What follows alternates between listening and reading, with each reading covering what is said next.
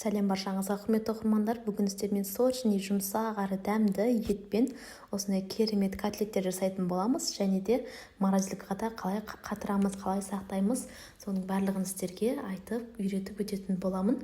Менімен бірге жасап көріңіздер. Парақшама тіркелмеген болсаңыздар, тіркеліп, лайк басып, комментарий жазып кетіңіздер. Бізге қажетті заттар осы зелень керек болады: пияз, картоп, сәбіз және де фарш. Бір штук помидорымыздың қабығынан ажыратып бөлектеп аламыз. Осылай қазір блендермен езетін кезде ыңғайлы болу үшін осылай майда етіп барлығын бөліп аламыз алдын ала. Менде бұл жерде кішкентай блендер.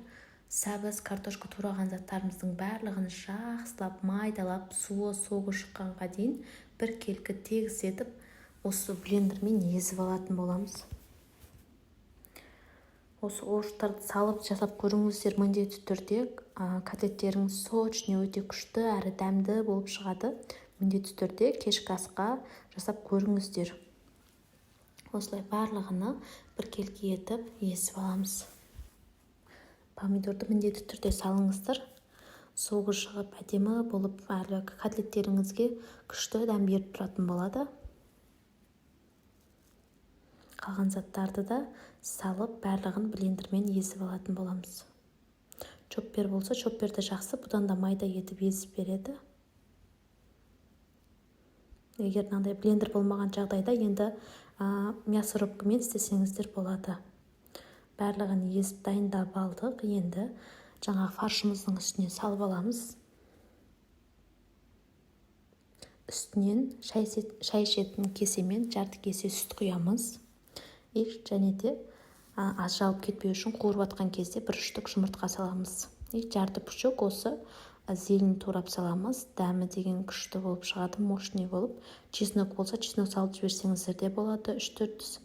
Менде бұл жерде болмады, мен салған жоқпын. Зеленімізді турап салып аламыз фаршымызға. Дәмдеріңізге қарай бұрыш, қызыл бұрыш, қара бұрыш салсаңыздар болады.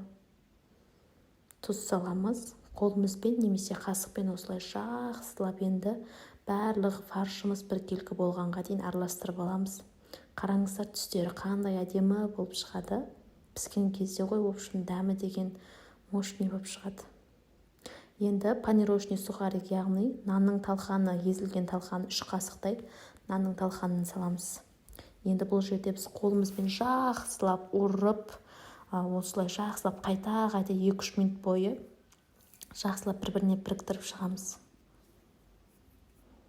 Котлеттеріңіз жасайтын кезде де, пісіп кезде де шашырамай, ажырамай әдемі болып шығады. Сол кезде біздің фаршымыз дайын болды, котлетіміздің фаршы. Енді қолымызбен алып, осылай котлеттің формасын жасап шығатын боламыз.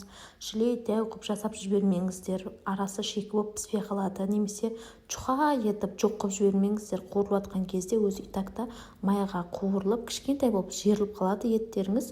Сондықтан осындай сәл үлкендеу, сәл қалыңдау етіп, орташа көлемде жасасаңыздар болады. Алдын ала 2 тақтайымызға осылай қағазбен немесе жаңағы пленка төсеп қойып, қатырғанға ыңғайлы етіп қоямыз. Мен бірінші алдын ала қатырып алдым. Менде осылай тура 2 сәбіз тақтайды шықты жаңа тақтайдың үстіне. Мені барлығын теріп алдым. Қараңыздар, осындай формада жасаңыздар. Морозилкаға 3-4 сағатқа қойып қоямыз. Өзі әдемілеп тас сияқты қатып қалады. Сол кезде ғана алып пакетке салып қойсаңыздар болады. 3-4 сағатқа морозилкаға салдық. Осылай мұны қатып шығу керек. Мұны қараңыздар. Осылай бір-біріне қатты тас секілді болып, бір-біріне ұрған кезде қатты тақ-тақ етіп дауыс шығады. Осы кезде уже бізде беймарал қорықпастан жаңағы пакеттеріңізге салып, бетін жауып, морозилкаға сақтап, бір бұрышына салып қойсаңыз, ертең бір жақтан келген кезде немесе тамаққа кеш қалып жатсаңыз, осыны қуырып, қасына жаңағы гарнир пюре етіп жасап жіберсеңіздер болады. Мен жартысыны морозилкаға алып сақтап қойдым. Жартысын қазір сіздерге пісіріп көрсететін боламын. Осылай бетін жақсылап жауып, морозилканың бір бұрышына салып қойсаңыздар болады. Қызып тұрған табамызға май құямыз, бір ожаудай. Жаңағы мұз күйінде салып пісіріп көрсетіп жатырмын сіздерге, қараңыздар. Бетін крышкасын жауып қойып, кішкене 5 минуттай астын қаттылау отпен істеп қоямыз, жақып қоямыз, газды қосып қоямыз. Яғни өзі ішіндегі қазір бұл мұз болғаннан кейін суы ериді, мұзы еріп суға айналады.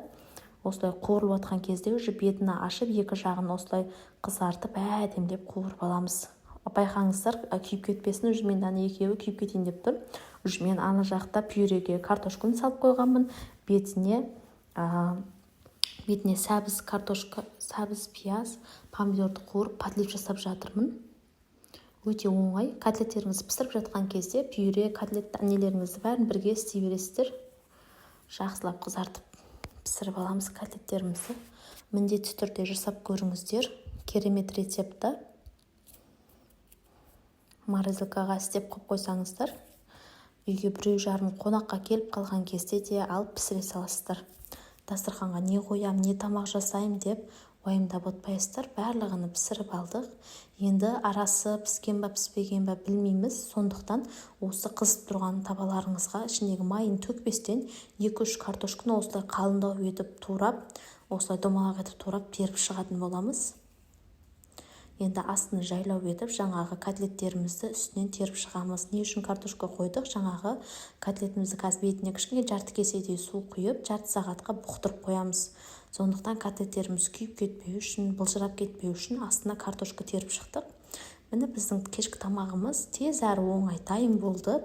Қасына пюре жасадым. Жаңағы котлеттерім макарон қайнатып жіберсеңіздер болады, гречка мен биштек жасап жесеңіздер болады. Мен күрішпен және де картошкадан пюре жасадым. Бетіне подлив жасадым. Жаңағы зелень, чеснок, сәбізді теркадан шығарып, помидор салып, өте керемет болады. Қараңыздар, жұмсақ, сочный болып шыққан. Міндетті түрде жасап көрулеріңізді кеңес беремін. Ас болсын.